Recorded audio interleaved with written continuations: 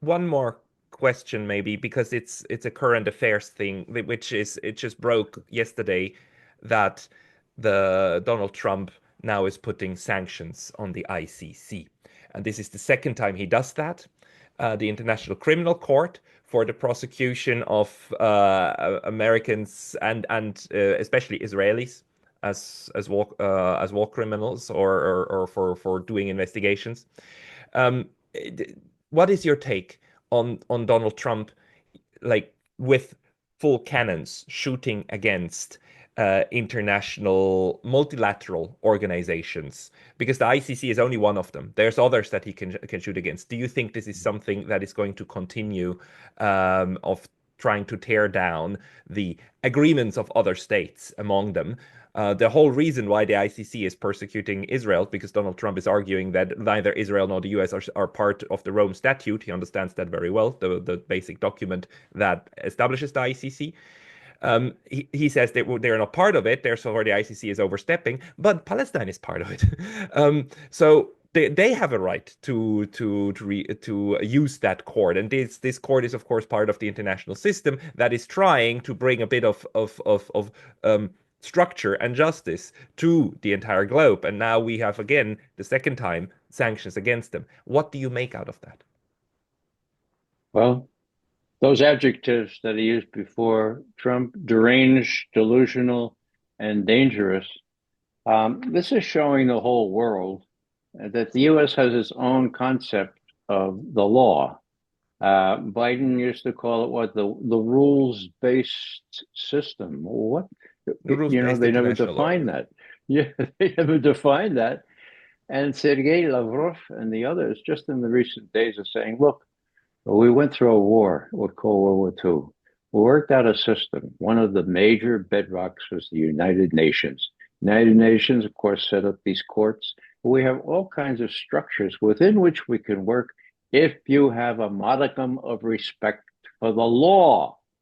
Now, if your friends in Israel commit war crimes, if, my God, they imitate Hitler himself in doing genocide, I mean, does it have to be 6 million Jews? How about 2 million Gazans? If you have no respect for that kind of thing, well, you, by extension, are a pariah.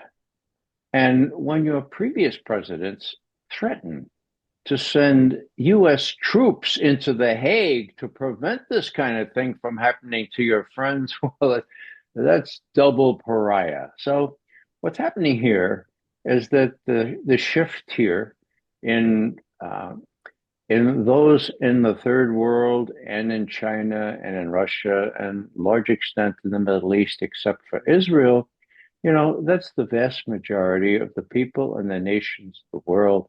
BRICS, of course, is part of that. But what really comes through to me, Pascal, is that if you look at this breakdown now, you've got a dichotomy here between people of color and lily white people. Look at NATO. Huh, what's distinctive about NATO? Huh, all white folks. Okay. How about the Five Eyes? Oh, it was all white folks too. This is a very obnoxious, it's a very noxious, I would say, division of the world into two fronts. Okay. And racism is playing a major role in what we see with respect to Palestine. This would not happen if they looked a little bit more like us. And this is a thing that the US is not able to shake off because all too many in the US are willing to be influenced by this subtle or even blatant racism at work. The problem is that if you look at the other part of the world, uh, billions and billions more than the people of white color, you see a dichotomy that has to be repaired and cannot be just papered over.